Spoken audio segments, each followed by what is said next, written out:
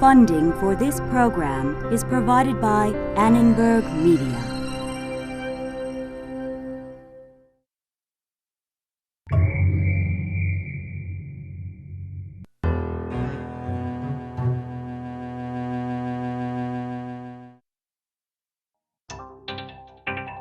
The computer is able to calculate billions upon billions of bits of information.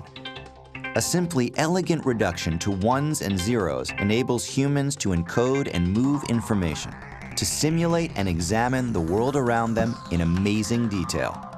But now, physicists worldwide are changing the landscape of computation and transmission of information by exploiting the probabilistic nature of quantum mechanics.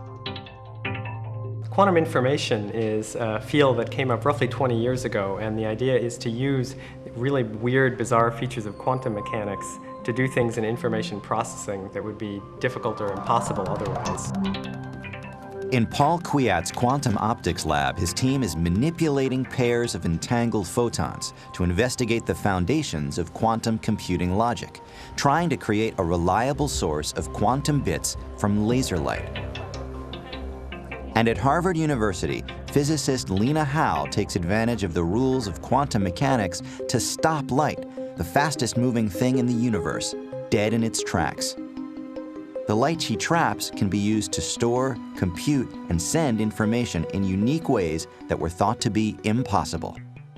There are non-intuitive phenomena in quantum mechanics that are just like weird. It's like, does nature really behave like this? Both scientists are manipulating light experimentally, working on the very foundations of quantum information. If they can harness the uncertainty of the quantum world, it could lead to a new generation of light-based quantum computing that will change the way humans flow information around the globe.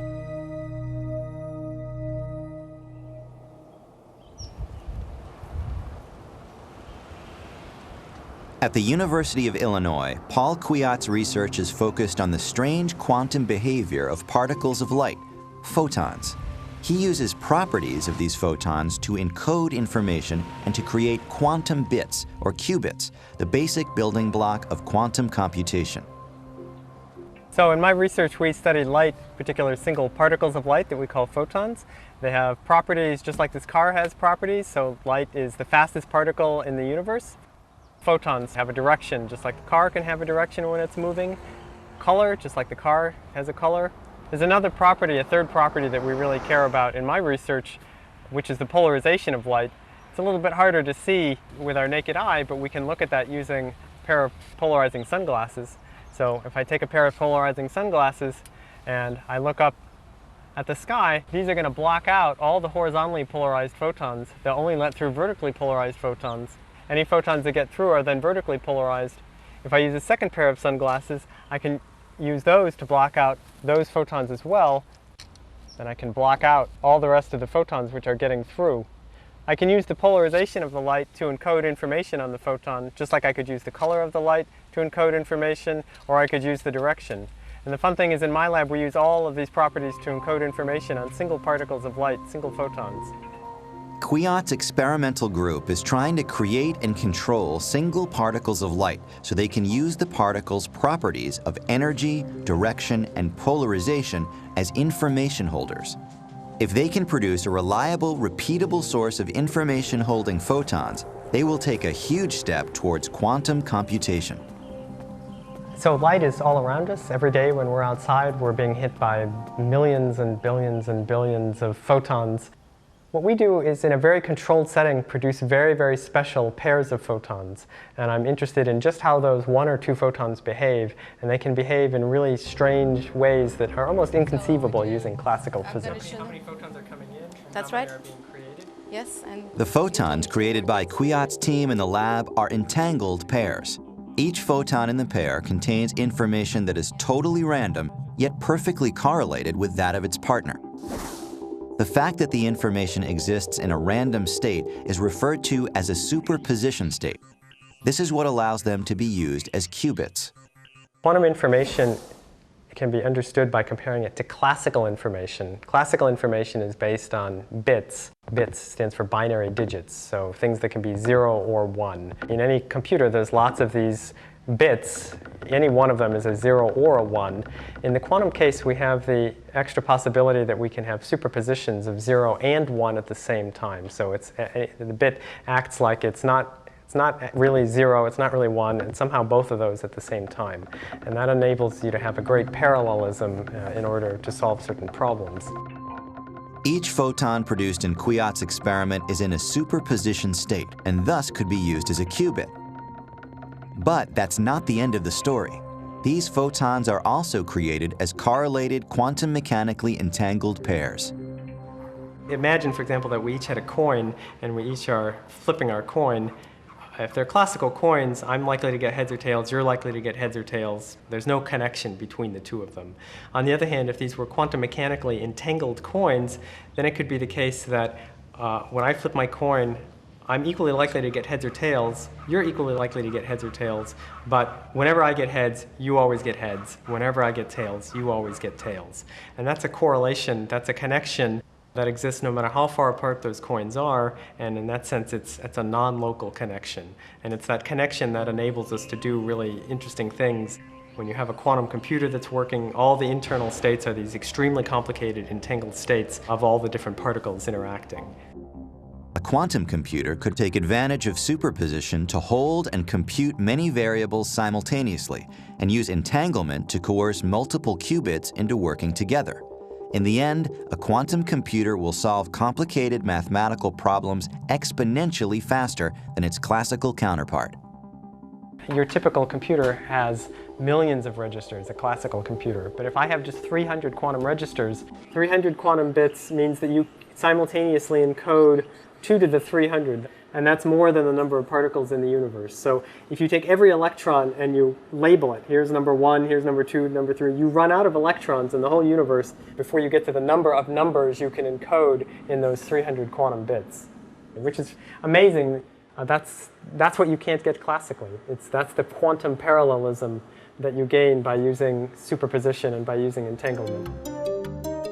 For a calculation involving 1 trillion variables, a classical computer must take trillions of steps, while a quantum computer could require only a few hundred. Computer models of weather systems or complex chemical reactions require solving millions of equations with millions of variables. Quantum computers could revolutionize our ability to predict devastating hurricanes and potentially deadly drug interactions. The key idea to unlock this extreme quantum computational power is to understand and take advantage of the entangled superposition state, like those of the paired photons that Kwiat's team is creating. Over a period of months, Kwiat's group painstakingly aligns a maze of laser light and optics to gain control over these exquisitely sensitive quantum systems. They start with a blue laser beam. So, in order to generate entanglement, we have about 10 million billion photons in the blue that are incident on this crystal. And out of the 10 million billion photons, we have only about 10 million pairs that are generated, that are entangled, that are coming out. And in the crystal, where the main experiment happens, you have a blue photon that comes in and splits into 2 red photons. Blue light is actually higher in energy than red, so you have blue light that comes out, 1 blue photon produces 2 red photons. And the sum of these 2 red photons equals 1 blue photon. When the down conversion crystal splits the high-energy blue parent photon into 2 lower-energy daughter photons, these photons become entangled in energy. The 2 daughter photons can have the same energy, or one can be stronger than the other, or any other combination.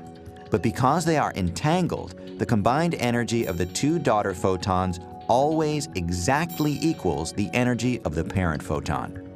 These photons are also in a superposition state. Although the total energy of the 2 daughters must add up to the energy of the parent, the energies of each photon is undefined. They do not have individual values.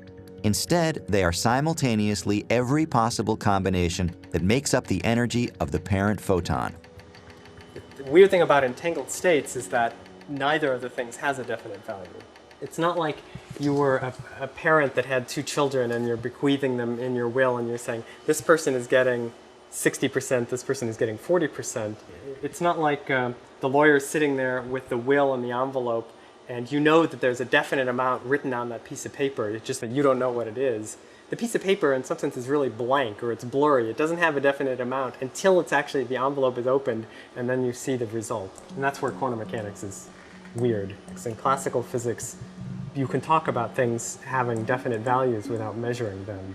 Whereas in quantum mechanics, because we have the superposition, it doesn't have a definite value of either of those two states. The entangled superposition state photons can be used as qubits that aren't limited to a single input value like the bits in classic computers. But Kwiat's work goes one step further. Kwiat can create photons that can encode up to 3 qubits each.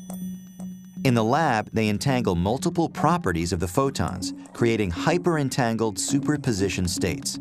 They not only entangle the photons' energies, but also their directions and polarizations. By accessing multiple properties of a single photon, they turn it from 1 qubit into 3. A single down conversion crystal automatically births photons that are entangled in energy and direction. To entangle polarization as well, Kwiat's team adds a second down conversion crystal to the experiment. They orient the first crystal to produce vertically polarized photons, and the second to produce horizontally polarized photons. The magic happens when you put both these crystals together and they're thin enough that you don't know which photons were born in which crystal. The two photons always have the same polarization, but they could be any polarization. The only condition is that they're both exactly the same. You could think of it as the polarization direction is like the angle of a clock. And so each photon could be anywhere around that clock, but as soon as you find that this one is at 2 p.m., the other one's at 2 p.m. It's not that we don't know what the polarization of the single photon is. It's just that the photons themselves don't know. They don't have, it doesn't make sense to even ask what is the polarization of a single photon. Here we use polarizers to actually measure the polarization. All the measurement happens here, the generation happens here, and in between, it's the weird unknown. Kwiat's team has had great success creating the hyper-entangled photons in the lab. Determining their success, however, is a tricky business. When the photons are measured, the act of measuring collapses the superposition state, and the photons are no longer qubits. The only way to test if their experiments are successful is to destroy what they have created. To do so, they pass the photons through a carefully designed train of optical elements ending in a photodetector. So we pass them through polarizers to say what is the polarization, and we can pass them through other sorts of filters to ask what direction they're going in. And then that measurement at the end, we get a click at our detector and that collapses all of these different properties at once. And it's, in some sense, it's the detector that causes those properties to have definite values. The measurement is changing the system. Their results have shown robust correlations between the daughter photons in energy, direction, and polarization. The next step is to scale the experiments up to get multiple qubits interacting together in logic calculations. This is an engineering challenge as well as an intellectual challenge. Using superposition in computation is still a counterintuitive concept, even to Kwiat himself. You know, I've done this for a long time, and that one simple experiment is still kind of incomprehensible in some ways. I mean, it's not that I don't understand what's happening, and I can predict what happens, and I can, predict patterns exactly. I won't ever get the wrong answer. But in terms of actually trying to put a model to, well, what's actually happening? What are the photons actually doing? In terms of really getting a deep intuitive understanding of quantum mechanics and what it means for something to be in a superposition, you can't really get there. It's because we think with classical concepts, and this is not a classical thing. It's beyond that. Kwiat and his team will continue to push their understanding of superposition states of photons. They are one of many groups worldwide that are using the counterintuitive power of the quantum world to go beyond the everyday world. At Harvard University, Lena Vestergaard Howe, who is known internationally as the woman who stopped light, changed the physics world forever when she decided to use a Bose-Einstein condensate, the coldest material on Earth, to try to slow down the fastest moving particles in the universe, photons. Well, the idea was we had gotten our hands on this really cold atom clouds called Bose-Einstein condensates, and we wanted to probe them with light, really poke at them, see how they behaved. And then people thought we were crazy because if you sent laser beams into a condensate, these really cold atoms, everything should just blow apart. Conventional physicists believed that shooting resonant laser light into a super-cold medium was at best a fool's errand. But Howe was undeterred. She believed she could create a system that would slow down the fastest moving particles in the universe. Nothing goes faster than light. Light is in free space moves at 186,000 miles a second. And if we could somehow use this system to tame light, to get it down to, bicycle speed, I thought, gee, that's fascinating. So that's what we went after. Howe quickly moved her theory of slowed light into an experiment and pushed tirelessly for a year in the lab. And after many failed attempts, she stunned her peers by successfully slowing light down by a factor of 20 million to only 38 miles an hour. So it took a full year, non-stop work, where you're just thinking about this, working on it all the time, non-stop. And we eventually managed to get light speed down a little bit. And then eventually we got it down to bicycle speed, and that was really, really, really fantastic. So the people who thought we were crazy initially, they sort of had to revise their view and thought we might not be so crazy after all. Light is known to travel through the universe at a constant speed, but light can be slowed down and is every day in as simple a material as glass. As light moves through glass, some reflects off the glass and some interacts with the atoms that make up the glass. This slows down the speed of the light a little. This slowing down is the glass's refractive index. If you send light through a window, that will tend to slow light down just a little bit, just by 30% or so. In our lab, we are slowing it down by factors of 10 to 100 million. We're not talking 30% in a window, it's a factor of 10 to 100 million. So from 200,000 miles a second, we go down to 15 miles an hour. To slow light down in this dramatic fashion, it may seem logical to simply create a material with a much higher refractive index than glass, causing the light to move slower and slower. No. That's not a good idea. Because if you start cranking this refractive index up more and more to slow light down in the medium, well, what will happen is that you will reflect all the light off the medium before it even enters. So in that way, you just create the world's best mirror. That's a classical effect, an effect we can get out of classical physics. But what we are using, we are really playing with quantum mechanics to get this enormous light slowdown. Professor Howe's research centers on slowing light completely without losing any of the information in the light pulse due to reflection. To do so, she creates a Bose-Einstein condensate, or BEC, a super-cold state of matter that is unlike any other on the Earth.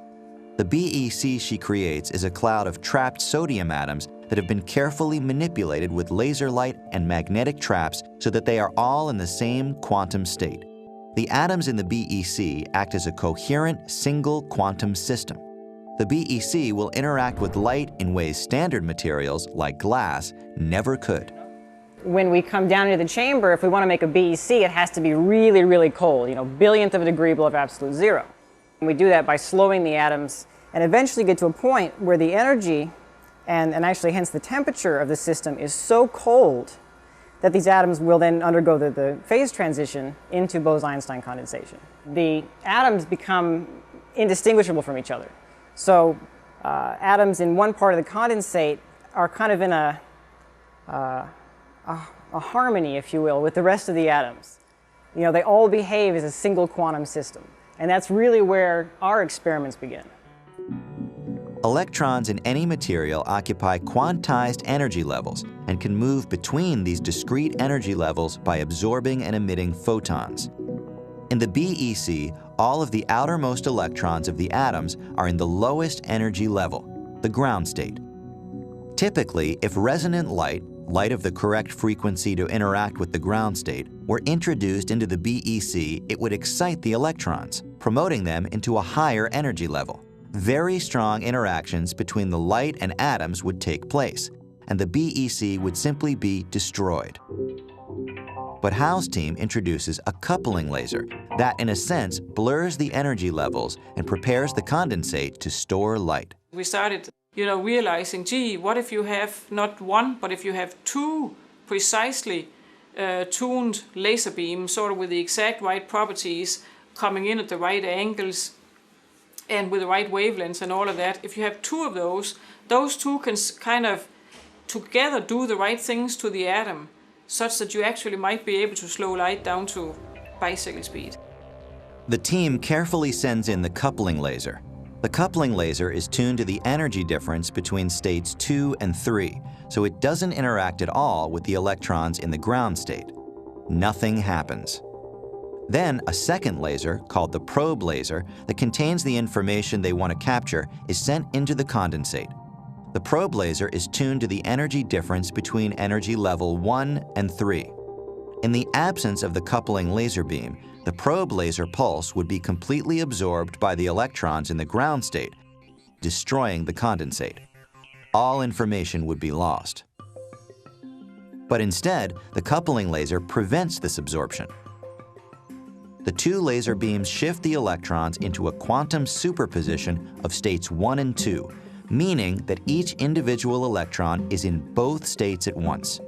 The two laser beams, in a way, cancel each other out, like evenly matched competitors in a tug of war. This superposition state allows the light pulse to be imprinted in the atoms. The internal state of the atoms in the condensate is changed. So the atoms are brought into superposition states, where the atoms are at the same time a little bit in one state and at the same time a little bit in the other state. So the light pulse is really effectively transferring its photons into atomic amplitude or atoms in a particular superposition state. Basically, we come in with a light pulse from the other side of the vacuum chamber. We send this light pulse into the condensate in the middle of the vacuum chamber. And now this light pulse will slow down from its initial extremely high speed all the way down to 15 miles an hour in our most recent experiments. At the same time as this light pulse is slowing down, it's compressing enormously. So eventually, even though the light pulse starts out being a mile long in free space, it'll compress to only 0.02 millimeters, which is less than half the thickness of a hair. So that little light pulse will actually snugly fit inside the condensate. And at that point, we can snap our fingers and stop the light pulse. The light pulse comes to a stop and turns itself off. But the information that was in the light pulse is not lost, because that's imprinted by the light pulse as a little hologram in the atom cloud.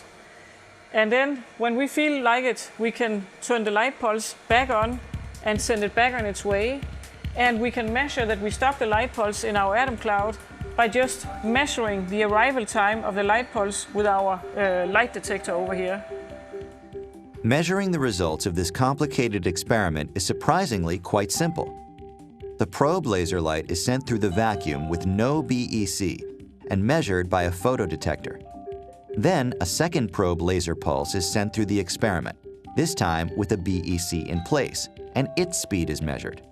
The speed of the two pulses are compared, and the difference is the amount the BEC has slowed light. It's amazing that light and atoms can handle the same kind of information.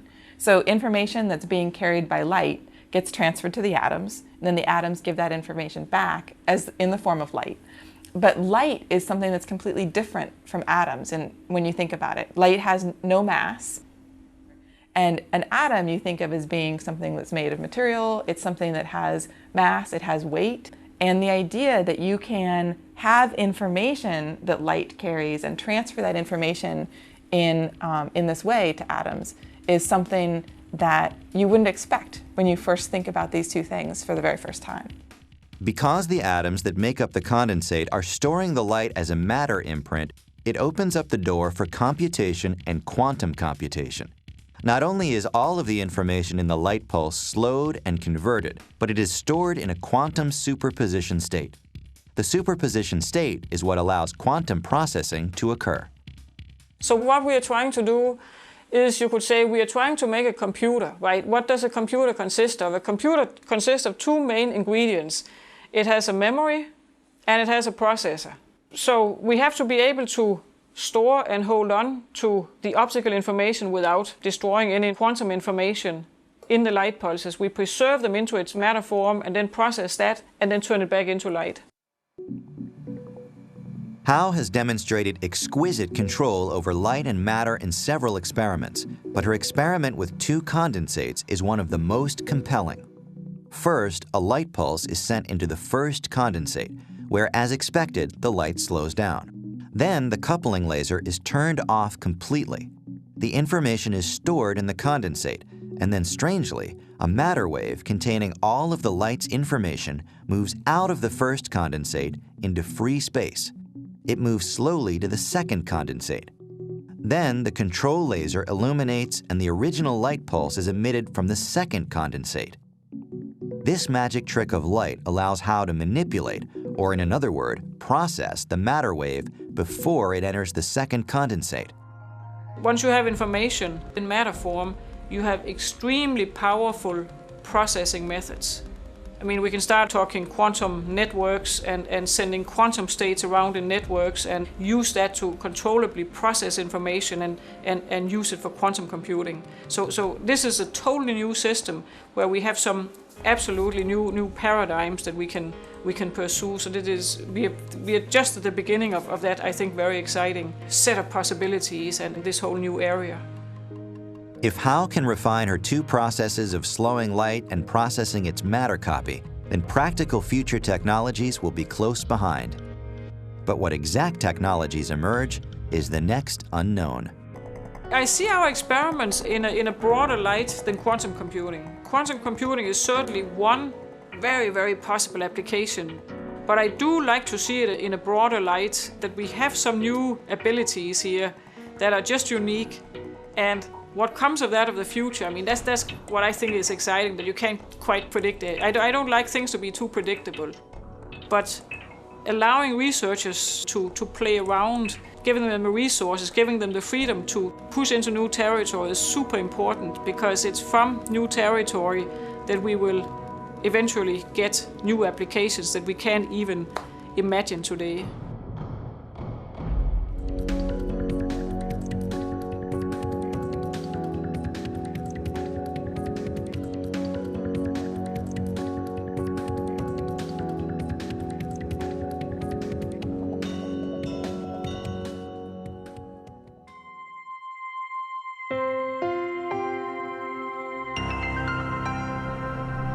Funding for this program is provided by Annenberg Media.